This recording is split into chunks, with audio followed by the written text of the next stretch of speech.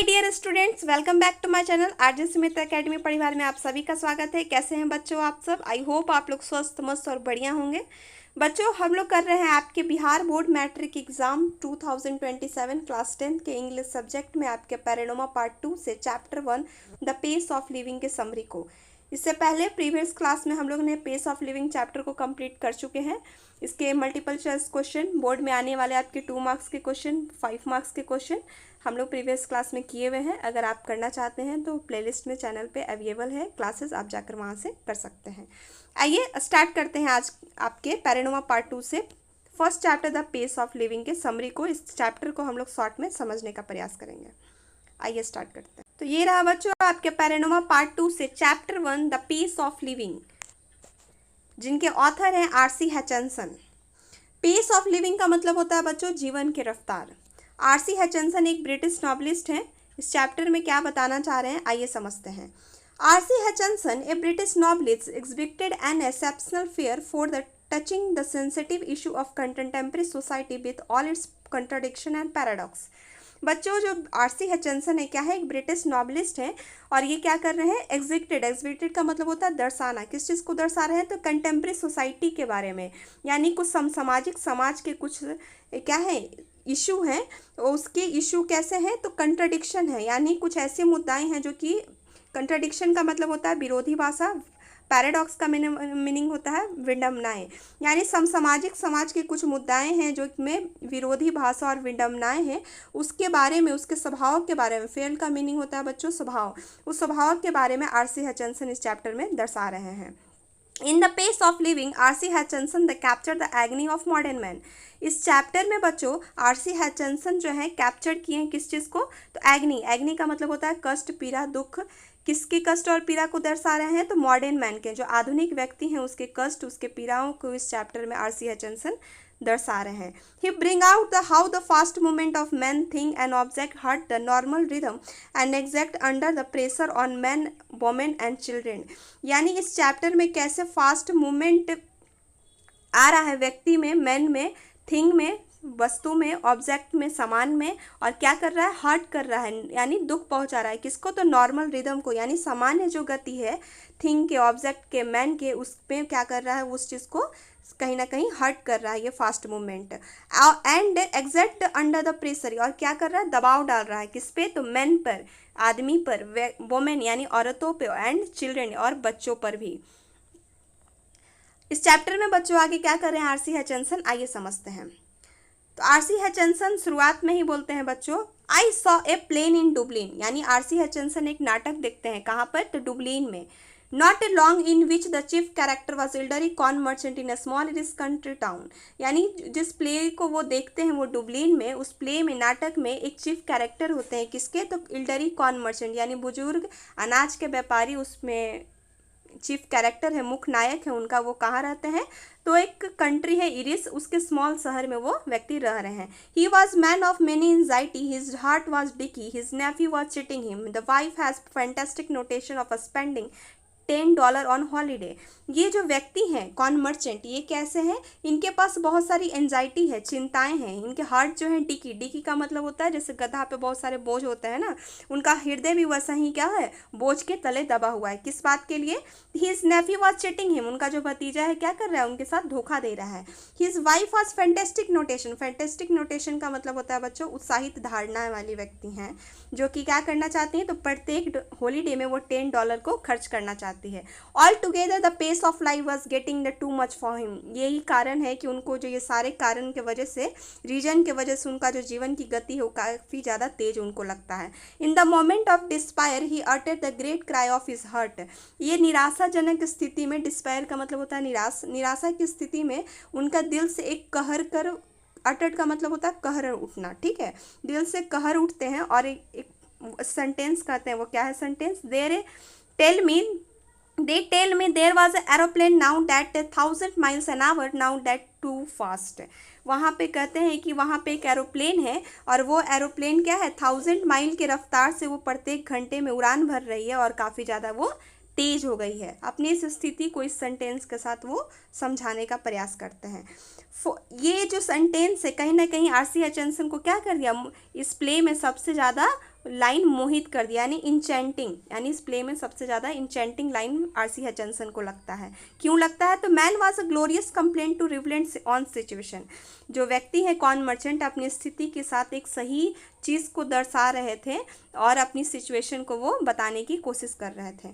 आगे RC Hutchinson कहते हैं बच्चों, and being a comic it struck me perfect illustration the way on Iris get the subtitle through the unlike most approach you so that what the old man fool meant। यानी RC हचनसन को ये perfect illustration लगता है, यानी सही उदाहरण लगता है, जो कि इरिस के रहने वाले व्यक्ति आरसी हचनसन को एक सबटाइटल ट्रूथ यानी जटिल सच बताने का प्रयास कर रहे थे अपने सिचुएशन के साथ। आगे आरसी हचनसन इस चैप्टर में कहते हैं बच्चों, not that I have any dislike the rapid movement my self. ऐसा नहीं है कि मुझे ये तेज गति जीवन में पसंद नहीं है। I enjoy the going car in 90 miles an hour and so long as I am driving and so long it is not my car।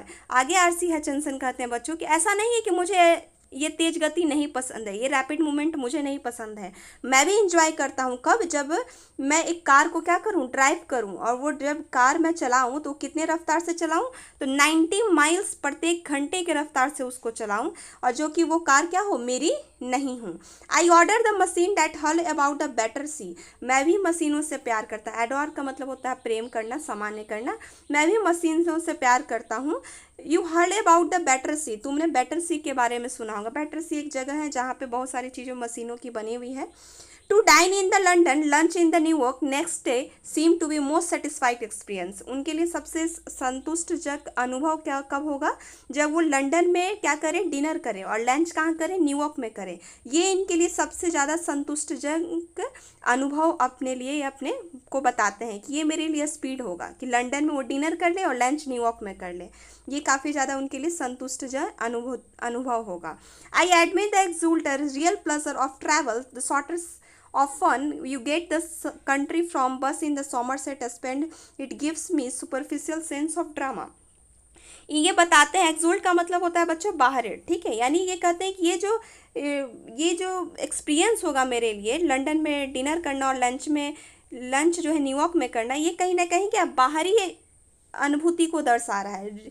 जो रियल प्लेजर है यानी जो रियल आनंद है यात्रा का, वो कब होगा, जब ये एक समरसेट और स्पेन में एक कंट्री है जिसमें वो बस में यात्रा करना चाहते हैं, वो इनके लिए क्या होगा, रियल आनंद होगा, सचमुच आनंद, यात्रा का आनंद होगा।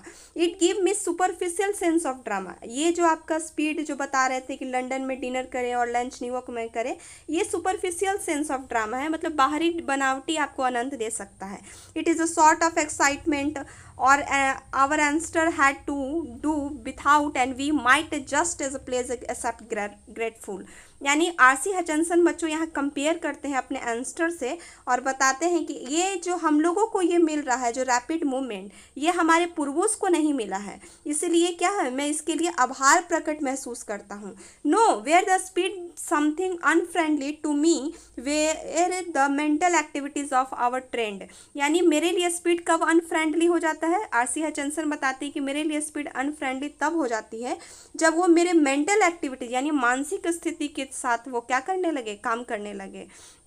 दे so naturally to the fellow pace of machine, यानी वो भी मशीनों की गति की तरह अगर हमारा मानसिक स्थिति भी काम करने लगे तो वो मेरे लिए स्पीड क्या हो जाता है, अनफ्रेंडली हो जाता है कहीं ना कहीं। आगे बच्चों आरसी हचनसन कहते हैं, आई स्पीक द प्रीजुडिड, यानी मैं अपने पूर्व ग्रह अनुभव पे बोल सकता हूँ कि I belong to be tribe of a small thinker. यानी वो अपने आप को किस ग्रुप से बिलोंग करवाते हैं, स्मॉल थिंकर ग्रुप से बिलोंग करते हैं, जो धीरे सोचने वाले व्यक्ति हैं। Those who crust with the I splat I the slater. Crust का मतलब होता है श्रापित व्यक्ति, यानी वो अपने आप को ऐसा व्यक्ति दिखाते हैं कि मैं वैसा श्रापित व्यक्ति हूँ जो कि उस समूह से बिलोंग करता हूँ जो कि क्या है, धीरे सोचने वाले व्यक्ति हैं। आई स्प्लिट आई स्क्लेटर का मतलब होता है बच्चों कुछ उत्तर जो है कुछ उस मैटर के बाद देना, यानी उस सही उत्तर जो है बहुत समय बाद देना, ठीक है। People who light on the most devastating debilitating about the 4 hour after the party over, यानी उनको जो लोग हैं आरसी हचनसन को जब बहुत कुछ बोलते हैं, लेकिन वो कब उत्तर देते हैं? जब पार्टी खत्म हो जाती है, वो मैटर खत्म हो जाती है, उसके 4 घंटे बाद उनको उस चीज़ के बारे में समझ आता है। I am one of those who guaranteed the lowest mark in the intelligent because is the those all the ones I have to be crossed seem to be designed to measure the speed of mind more than anything else। यानी इस बात को RC हचनसन बच्चों यहाँ guarantee लेते हैं कि अगर उनका इंटेलिजेंट टेस्ट लिया जाए तो क्या करेंगे? अपने आप को सबसे कम मार्क्स प्राप्त करेंगे। क्यों? क्योंकि आज का जो माइंड है वो कहीं ना कहीं किस चीज़ को मेजर करता है? तो आपके माइंड के स्पीड को मेजर करता है, ना ही कि आपके नॉलेज को मेजर करता है। Obviously, we also slow thinker travel handicap in the business of getting living।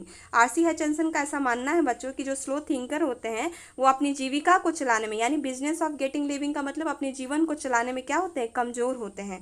But I am thinking about just not is so much practical use of mind for it is enjoyment। यानी जो ये अपने जो सोच को समझते हैं कि मैं व्यवहारिक अगर चीज़ों से सोचूं तो ये कहीं ना कहीं क्या है? मेरे जीवन का आनंद है। आगे उदाहरण देते हैं बच्चों यहाँ पे एक आरसी हचनसन। क्या उदाहरण है ये समझिए। As an example when go to the cinema, जब वो एक सिनेमा हॉल में, उदाहरण पे दे रहे हैं कि जब वो एक सिनेमा हॉल में जाते हैं तो I find himself in fogless fog, यानी होपलेस फॉग, यानी अपने आप को निराशाजनक स्थिति में पाते हैं सिनेमा में। कब? After 2 or 3 minutes I have to turn for my wife in for enlightenment. 2 या 3 मिनट के बाद वो अपनी वाइफ की तरफ मुड़ जाते हैं। इनलाइटमेंट, इनलाइटमेंट का मीनिंग होता है बच्चों जानकारी लेने के लिए। किस चीज़ के बारे में? तो सिनेमा की में जो मूवी चलते हैं उस चीज़ की जानकारी लेने के लिए ऑथर जो आरसी हचनसन अपनी वाइफ की तरफ मुड़ जाते हैं। I whisper is the same girl as the one who saw at a beginning. वो फुसफुसाते हैं। विस्पर का मतलब होता है फुसफुसाना। क्या ये वही लड़की है जो शुरुआत में थी? एंड सी विस्पर बैक, और उनकी पत्नी रिप्लाई बैक करती है, वो भी फुसफुसा कर धीरी आवाज़ में कहती है, no there is a 3 girl in the film. कहती है कि नहीं, यहाँ पे जो है 3 गर्ल्स हैं इस फिल्म में। कौन कौन है? तो a tall blonder, a short blonder, a medium side brunette. यानी यहाँ पे 3 गर्ल्स के बारे में यहाँ उनकी वाइफ बताती हैं। कॉल देम ABC, यानी उसको किस नाम से बोल सकते हैं? A, B and C के नाम से। The hero is that the man who takes the hat off when he comes.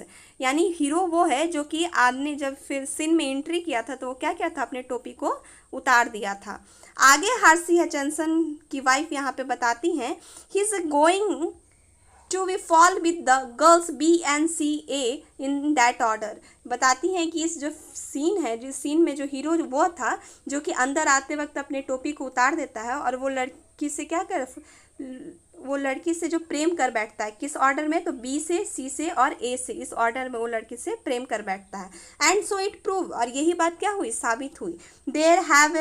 There you have a mind which has train to work in higher gear as through the matter in for a fact it can be other gears just as well। यानी हम अपने mind को उस तरह से train कर सकते हैं कि आप जिस मैटर में इसको जिस स्पीड से चलाना चाहते हैं, अगर हायर स्पीड से चलाना चाहते हैं तो हायर स्पीड से ये माइंड चल सकता है। अगर आप दूसरे स्पीड से अपने माइंड को ट्रेन करना चाहते हैं तो उस माइंड को उस मैटर में उस तरह से वो ट्रेन कर सकता है। इस बात को आरसी हचनसन कहते हैं। But my point is that my fellow patient in the cinema do the think fast enough to comfortably with the rapid change for scene and action. यहाँ पे फेलो पेशेंट का मतलब जो सिनेमा में जो लोग और लोग हैं उनको आरसी हचनसन या फेलो पेशेंट कह रहे हैं कि उनके लिए वो क्या है, जो सीन में जो भी चेंज आ रहा है, तेजी गति से रैपिड चेंज हो रहा है सीन में, एक्शन में, मूवी में, जो और लोग बैठे हैं सिनेमा में उनके लिए क्या है, ये कंफर्टेबल है, ये स्पीड उनके लिए, वो इस स्पीड के साथ वो क्या हो चुके हैं, कंफर्टेबल हो चुके हैं। They think the much faster the people did have 30 years ago। मतलब उनको ऐसा मानना है आरसी हचनसन के, जो आज के लोग हैं वो जो 30 साल पहले जो व्यक्ति सोचते थे उनसे भी वो ज़्यादा सोच रहे हैं आज का व्यक्ति। Possibly because those who do not think fast in the higher state nowadays may be not get another chance in the world to think at all. R C Hutchinson का बच्चों ऐसा मानना है कि आज की दुनिया में अगर कोई व्यक्ति 30 साल से, अगर 30 साल जो पहले व्यक्ति से उससे ज़्यादा नहीं सोचेंगे तो संभव है कि उनको इस दुनिया में दोबारा सोचने का मौका नहीं मिलेगा। तो ये था बच्चों आपका R C. Hutchinson the pace of living का चैप्टर, जिसको हम लोग ने समरी के रूप में समझा। आई होप आपको समझ आया होगा। इस चैप्टर में आर.सी. हचिंसन बताना चाह रहे थे कि लाइफ जो है आज के मैन पे, बच्चों पे, थिंग पे, ऑब्जेक्ट पे कैसे फास्ट मूवमेंट आ रहा है, जो हमारे माइंड को उस तरह से गेयर करता है। आई होप आपको चैप्टर समझ आया होगा समरी। अगर समझ आया तो लाइक कीजिए, शेयर कीजिए, अपने दोस्तों के साथ शेयर कीजिए, और हमारे साथ जुड़ने के लिए सब्सक्राइब बटन जरूर क्लिक कीजिएगा। Thank you so much.